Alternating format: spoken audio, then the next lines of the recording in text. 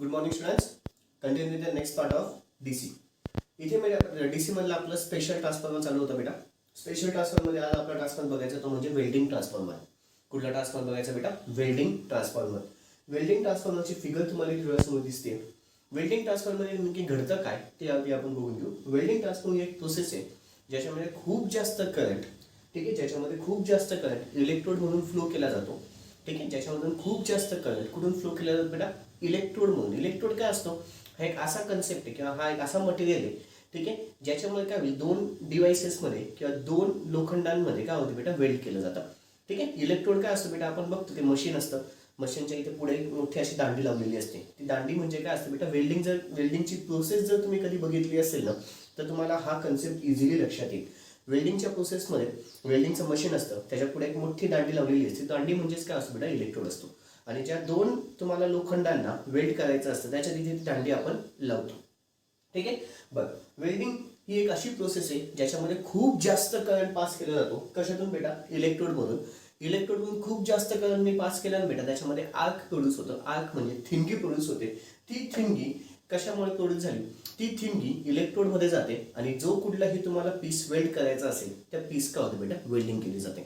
पुन्हा एकदा, वेल्डिंग ही एक अशी प्रोसेस आहे ज्या प्रोसेसमध्ये खूप जास्त करंट पास केला जातो इलेक्ट्रोडमधून खूप जास्त करंट पास केला की ज्या ठिकाणी तिथे आर्क प्रोड्यूस होतो, जिथे तुम्हाला वेल्डिंग करायचं आहे. आर्क प्रोड्यूस झाला की दोन पीस जे तुला वेल्ड करायचे आहे ते दोघंचे दोघं काय होतात बेटा? वेल्ड केले जातात. ठीक आहे. एवढंच नाही तर तुम्ही फिगरमध्ये प्रायमरी साईडला आपण इथून कमी करंट पास केलेला असतो. ठीक आहे. प्रायमरी साईडला आपण कमी करंट पास करतो, सेकंडरी साईडला जास्त करंट. का? सेकंडरी साईडच्याच इथे माझा इलेक्ट्रोड आहे म्हणून सेकंडरी साईडला जास्त करंट पास केलेला आहे. बरं, प्रायमरी साईडला कमी करंट आहे म्हणून नंबर ऑफ टर्नची संख्या तिथे जास्त असते. करंट ट्रान्सफॉर्मरचा कन्सेप्ट आठवा. कुठला ट्रान्सफॉर्मर बेटा? करंट ट्रान्सफॉर्मरचा कन्सेप्ट आठवा. त्याच्यामध्ये ज्या साईडला टर्नची संख्या जास्त असते तिथे तुमचा करंट कमी असतो. ज्या साईडला टर्नची संख्या कमी असते त्या साईडला करंट हा जास्त असतो. ठीक आहे. म्हणून प्रायमरी साईडला माझा करंट कमी आहे तर नंबर ऑफ टर्नची संख्या जास्त आहे. सेकंडरी साईडला करंट काय जास्त आहे तर नंबर ऑफ टर्नची संख्या कमी आहे. नंबर ऑफ टर्नची संख्या कमी आहे. प्रायमरी साईड बेटा एका थिन वायरनी वाइंडिंग केलेली असते, पण सेकंडरी साईड एका थिक वायरनी म्हणजे जाड वायरनी तिथे वाइंडिंग केलेलं असतं, वाइंडिंग केलेली असते. आतापर्यंत जे जे झालं ते पुन्हा एकदा काय सांगितलं बेटा? वेल्डिंग ही एक अशी प्रोसेस आहे ज्या प्रोसेसमध्ये खूप जास्तीत जास्त करंट इलेक्ट्रोड म्हणून पास केला जातो. इलेक्ट्रोड म्हणून पास केल्याचे ते एक आर्क प्रोड्यूस होतो. तो आर्कमुळे ते दोन जे मटेरियल आपल्याला वेल्ड करायचे तिथे वेल्डिंग केली जाते. त्याच्यानंतर प्रायमरी साईड बद्दल बोलायला गेलं तर प्रायमरी साईडच्या इथे तुमचा कमी करंट असतो म्हणून नंबर ऑफ टर्नची संख्या तिथे जास्त असते. सेकंडरी साईडला करंट खूप जास्त असतो म्हणून नंबर ऑफ टर्नची संख्या कमी असते. प्रायमरी साईडला थिन वायर यूज केली जाते, सेकंडरी साईडला थिक वायर यूज केली जाते. ठीक आहे. सेकंडरी साईड अजून बद्दल बोलायला गेलं, सेकंडरी साईडचे तिथे वाइंडिंगचे दोन टोकं असतील बेटा. वाइंडिंग केल्याच्या नंतर एक वायर आणि एक वायर. ठीक आहे. वाइंडिंग केल्याच्या नंतर वाइंडिंगचा सेकंडरी साईड बद्दल, सेकंडरी साईडच्या वाइंडिंगचं एक टोक कुठे जोडलेलं असतं बेटा? वेल्डिंग इलेक्ट्रोडला. तर दुसरं टोक ज्याला मला वेल्डिंग करायची असते त्याला ते जोडलेलं असतं. पुन्हा एकदा फिगरमध्ये दिसतंय पहा. वाइंडिंगचं सेकंडरी साईड बघा बेटा. सेकंडरी साईडच्या वाइंडिंगचं एक टोक कुठे जोडलेलं आहे? इलेक्ट्रोडला. आणि दुसरं टोक ज्याला तुला वेल्डिंग करायचे असते तिथे जोडलेलं असतं. प्रोसेसमध्ये जे मी आतामध्ये सांगितलं तेच. काय होईल बेटा? दोघांमध्ये खूप जास्त करंट पास झाला सेकंडरी साईडला इलेक्ट्रोडच्या इथे की मग तिथे वेल्डिंगची प्रोसेस ऑटोमॅटिक घडून येते. हा पॉईंट आणि हा पॉईंट सेमच आहे, काही जास्त फरक नाहीये बेटा. कळलं? पुन्हा एकदा आधी वेल्डिंगची प्रोसेस सांगायची ज्याच्यामध्ये खूप जास्त आपण करंट पास करतो इलेक्ट्रोडला आणि आर्क प्रोड्यूस होतो. आर्क प्रोड्यूस झाल्यामुळे दोन ठिकाणी ज्याला मला वेल्ड करायचं आहे मटेरियलला ते दोघं वेल्डिंग केले जातात. प्रायमरी साईडबद्दल बोलायला गेलं तर प्रायमरी साईडची इथे करंट कमी आहे, नंबर ऑफ टर्नची संख्या जास्त आहे. सेकंडरी साईडला बोलायला गेलं तर करंट जास्त आहे, नंबर ऑफ टर्नची संख्या कमी आहे. प्रायमरी साईडला बोलायला गेलं अजून तिथे थिन वायर आहे, सेकंडरी साईडला थिक वायर आहे. त्याच्यानंतर सेकंडरी साईडचं एक टोक वाइंडिंगचं एक टोक इलेक्ट्रोडला जोडलेलं आहे आणि एक टोक अशा मटेरियलला ज्याला मला वेल्ड करायचं आहे. आणि पुन्हा त्याच्यानंतर प्रोसेस सांगितली. पुन्हा त्याच्यानंतर काय सांगितली बेटा? प्रोसेस. व्हिडिओ पॉज करायचा आहे. आधी हेडिंग टाकून घ्या वेल्डिंग ट्रान्सफॉर्मर. आधी हेडिंग टाकून घ्या वेल्डिंग ट्रान्सफॉर्मर. आधी हेडिंग टाकून घ्या welding transformer. Okay. Video pause करायचा आहे, फिगर काढून घ्यायची आहे. व्हिडिओ पॉज करायचा आहे, फिगर काढून घ्यायची आहे. ओके, अपेक्षा ठेवतो झाली असेल फिगर. लिखा पडी बेटा. Welding is a process which needs large amount of current. Welding is a process which needs large amount of current. Welding is a process which needs large amount of current. Welding is a process which needs large amount of current to be flown through the welding electrode. To be flown through the welding electrode. Welding is a process which needs large amount of current. Welding is a process which needs large amount of current to be flown through the welding electrode. Through the welding electrode. Through the welding electrode, so that an arc is produced. So that an arc is produced. So that an arc is produced between the electrode. Between the electrode and the piece to be welded. And the piece to be welded. And the piece to be welded. Putsa point. Putsa point. Hence, primary winding consists of less current. Hence, primary winding consists of less current. And also it consists of more number of turns. Hence, primary winding consists of less current and also it consists of more number of turns. Hence, primary winding consists of less current and also more number of turns. खाली लिहा. पुढचा point. Hence, secondary winding consists of large current. Hence, secondary winding consists of large current and less number of turns. Hence, secondary winding consists of large current and less number of turns. Hence, secondary winding consists of large current and less number of turns. पुढचा पण घ्या. Primary winding consists of a thin wire. Primary winding consists of a thin wire, while the secondary winding consists of a thick wire. Primary winding consists of a thin wire, while the secondary winding consists of a thick wire. While the secondary winding consists of a thick wire. Puts a point. The secondary side of the welding transformer. The secondary side of the welding transformers. The secondary side of the welding transformer whose windings one end. Whose windings one end. Whose windings one end is connected to the welding electrode. Whose windings one end is connected to the welding electrode. Whose windings one end is connected to the welding electrode, while the other end is connected to the piece to be welded. While the other end is connected to the piece to be welded. While the other end is connected to the piece to be welded. While the other end is connected to the piece to be welded. पुढचा point घ्या बेटा. पुढचा point घ्या. When an electrode is brought to the piece to be welded. When an electrode is brought to the piece to be welded. When an electrode is brought to the piece to be welded, an arc is produced between the electrode. An arc is produced between the electrode. An arc is produced between the electrode and the workpiece. An arc is produced between the electrode and the workpiece, and current will complete its path. And current will complete its path. And current will complete its path, due to which the welding can be done. Due to which the welding can be done. Okay बच्चा लोग. Okay, आता आपल्याला पुढचा concept जो बघायचा आहे. आत्ताच आपण काय बघितलं बेटा, वेल्डिंग ट्रान्सफॉर्मर टोटल. ठीक आहे, आता त्याचे फीचर्स बघू आपण. कोणाचे? वेल्डिंग ट्रान्सफॉर्मरचे. हेडिंग टाका, features of welding transformer. Heading टाका बेटा, फीचर्स ऑफ वेल्डिंग ट्रान्सफॉर्मर.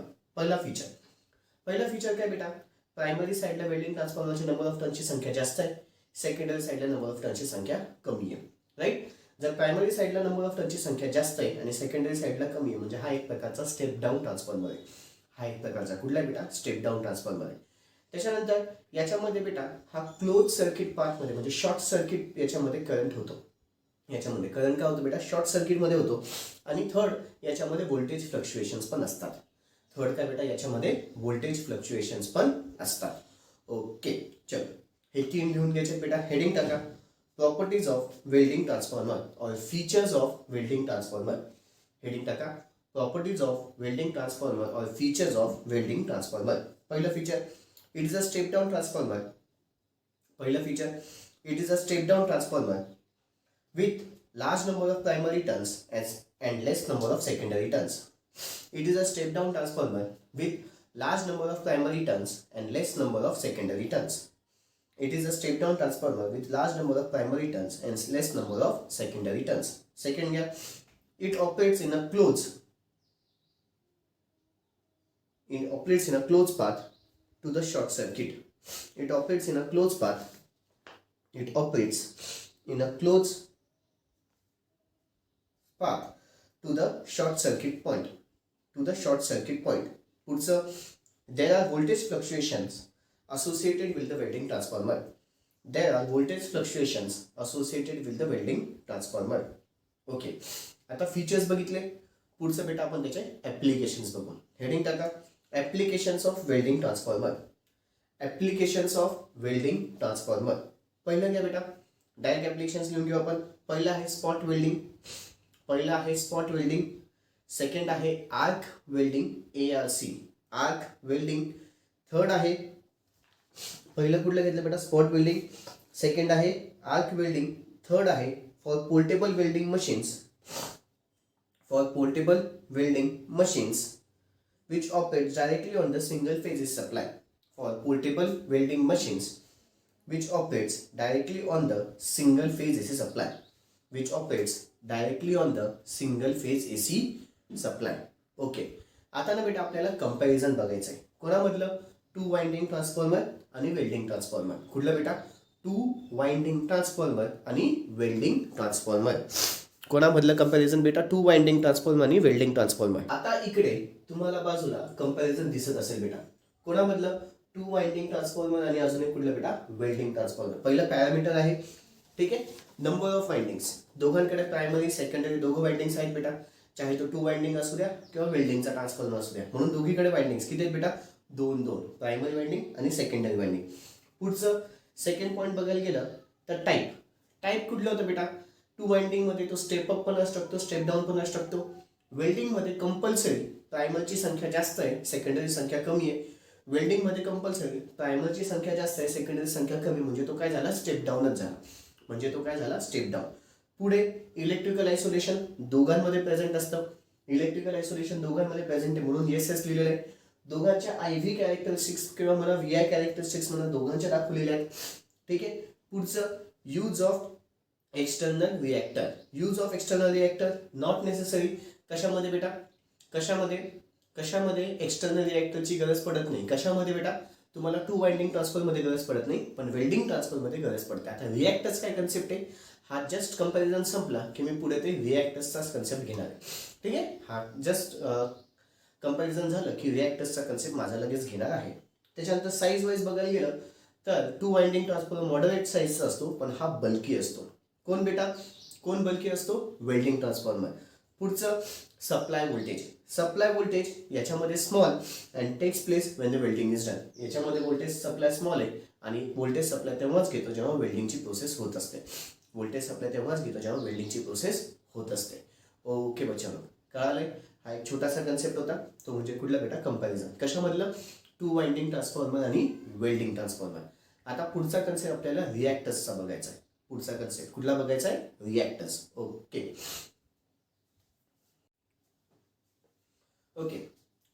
लक्ष इकडे बेटा. आता नेक्स्ट कन्सेप्ट आपल्याला आहे बेटा reactors in welding transformer. Heading टाका, रिएक्टर्स इन वेल्डिंग ट्रान्सफॉर्मर. आधी याच्यावरचा आपण क्वेश्चन घेऊन घेऊ, मग पुढे बघू. क्वेश्चन लिहा. State the purpose of using the reactors in welding transformer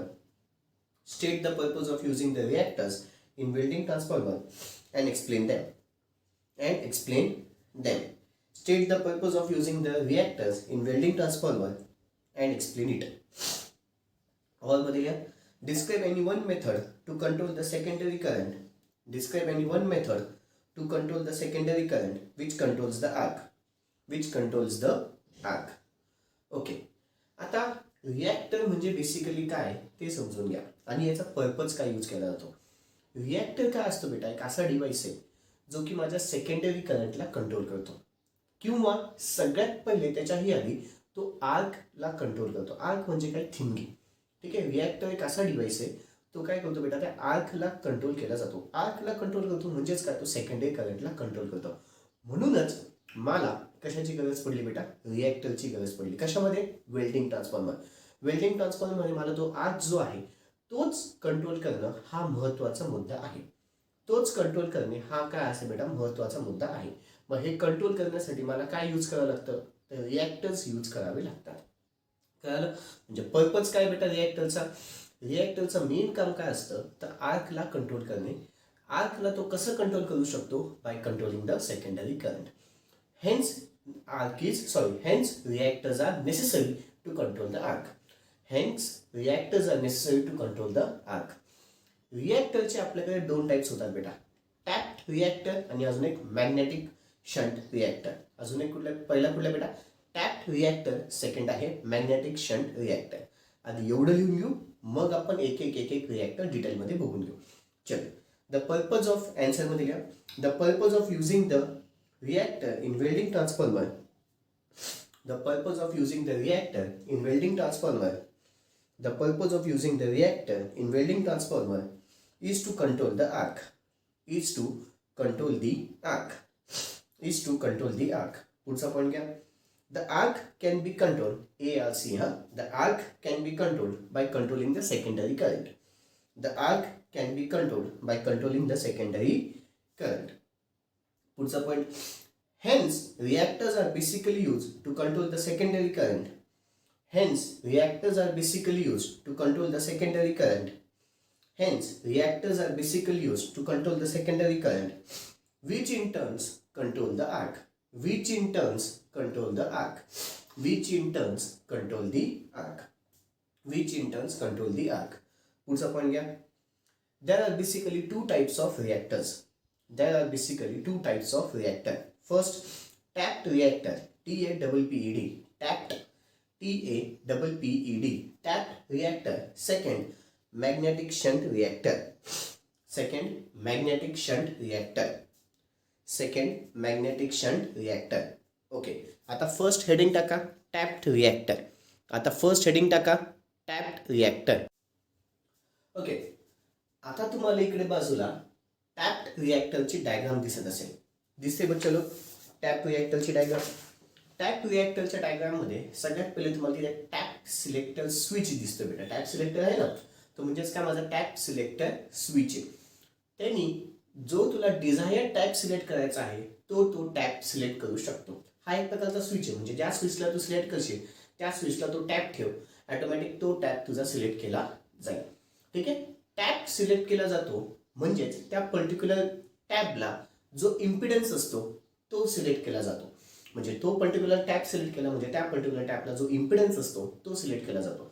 म्हणजे टॅब चेंज झाला तर माझा इम्पिडन्स पण काय होईल, चेंज होईल. इम्पिडन्स चेंज झाला तर माझा सेकंडरी करंट पण चेंज होत जातो. सेकंडरी करंट जर माझा चेंज झाला तर आर्क जो असतो तो पण काय होतो, चेंज होतो. आत्ताच बघितलं रिॲक्टरचं काय काम आहे बेटा, तो सेकंडरी करंटला कंट्रोल होतो. सेकंडरी करंट कंट्रोल होतो म्हणजेच आर्कला कंट्रोल केलं. ठीक आहे. मग इथे तेच झालं.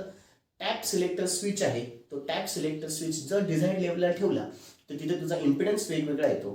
ठीक आहे. म्हणजे प्रत्येक टॅबला इम्पिडन्स वेगवेगळा आहे. म्हणजे इम्पिडन्स चेंज झाला तर तुझा काय चेंज होईल बेटा, सेकंडरी करंट चेंज होईल.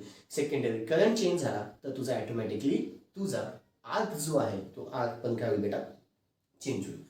मेन काम तेच आहे. रिॲक्टरचं काम तेच असतं. सगळ्यात महत्त्वाचं आर्क चेंज करणे.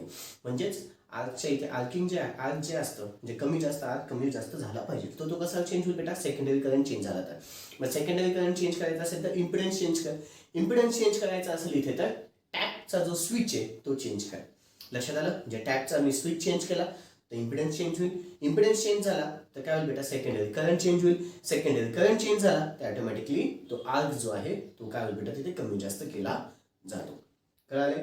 आता फर्स्ट हेडिंग टाकायची टॅप्ड रिॲक्टर. फर्स्ट हेडिंग टाका टॅप्ड रिॲक्टर. टाकली आहे. व्हिडिओ पॉज करून फिगर काढून घ्या. व्हिडिओ पॉज करून फिगर काढून घ्या. व्हिडिओ पॉज करून फिगर काढून घ्या. ओके. अपेक्षा तर झालं असेल. लिखा पडेल. The above figure shows the tapped reactor. The above figure shows the tapped reactor. The above figure shows the tapped reactor. पुढचा point, it consist of tap selector switch. It consist of tap selector switch. It consist of tap selector switch in order to select the desired tab. In order to select the desired tab. In order to select the desired tab. Puts a point. If we change the tap on the reactor, if we change the tap on the reactor, if we change the tap on the reactor, comma there, the impedance affected gets changes. The impedance affected gets changes. The impedance affected gets changes. Next point here. As the impedance gets changes, the secondary current gets changes. As the impedance gets changes, the secondary current gets changes. As the impedance gets changes, secondary current gets changes. Puts up point here. Thus, the secondary current can control the arc. Thus, the secondary current can control the arc. Thus, the secondary current can control the arc. Okay. आता second heading टाका magnetic shunt reactor. आता second heading टाका magnetic shunt reactor. Okay. आता इथे तुम्हाला magnetic shunt रिएक्टरची diagram दिसते. Magnetic shunt रिएक्टरच्या diagram मध्ये बेटा तुम्हाला तिथे मॅग्नेटिक शंट दिसतोय बेटा. तो व्हर्टिकल शेप मध्ये तो मॅग्नेटिक शंट आहे. तो मॅग्नेटिक शंट मी मूव्ह केला ना बेटा, ठीक आहे. तो मूव्ह केला की माझा फ्लक्स चेंज होतो. नीट लक्ष द्या आता. तो मॅग्नेटिक शंट मी मूव्ह केला की माझा फ्लक्स चेंज होतो. फ्लक्स चेंज झाला की मग तिथलं सेकंडरी व्होल्टेज चेंज होतं. काय चेंज होतं बेटा? सेकंडरी व्होल्टेज चेंज होतं. सेकंडरी व्होल्टेज चेंज झालं तर सेकंडरी करंट चेंज होतो. काय चेंज होतो? सेकंडरी करंट चेंज होतो. सेकंडरी करंट चेंज झाला की ऑटोमॅटिकली तुमचा तिथे आर्क बेटा कंट्रोल केला जातो. आर्क काय होतो? कंट्रोल केला जातो. पुन्हा एकदा या प्रोसेसमध्ये काय घडलं ते बघा. मॅग्नेटिक शंटची मुवमेंट झाली, फ्लक्स चेंज झाला, फ्लक्स चेंज झाला, सेकंडरी व्होल्टेज चेंज झाला, सेकंडरी व्होल्टेज चेंज झाला, तुमचा ऑटोमॅटिकली सेकंडरी करंट चेंज झाला, सेकंडरी करंट चेंज झाला, माझा आर्क कंट्रोल झाला. आर्कला काय केलं? कंट्रोल करून गेलं. ठीक आहे. मागच्या याच्यात काय घडलं होतं बेटा? आठवतंय? मागच्या याच्यात काय घडलं होतं? त्याच्या याच्यामध्ये सगळ्यात पहिले टॅपचा स्विच चेंज केला, इम्पिडन्स चेंज झाला, इम्पिडन्स चेंज झाला, सेकंडरी करंट लगेच चेंज झाला, सेकंडरी करंट चेंज झाला, तुझा ऑटोमॅटिकली काय झालं बेटा? आर्क जो होता तो कंट्रोल केला गेला. याच्यामध्ये एक प्रोसेस वाढून गेली. मॅग्नेटिक शंट मूव्ह केला, फ्लक्स चेंज होतो, फ्लक्स चेंज झाला, सेकंडरी व्होल्टेज चेंज होतं, सेकंडरी व्होल्टेज चेंज झाला, सेकंडरी करंट चेंज होतो, सेकंडरी करंट चेंज झाला की मगच तुझा काय होईल बेटा? आर्क तुला तिथे कंट्रोल केला जाऊ शकतो. ओके. सेकंड हेडिंग टाकली असेल बेटा सगळ्यांनी मॅग्नेटिक शंट रिएक्टर.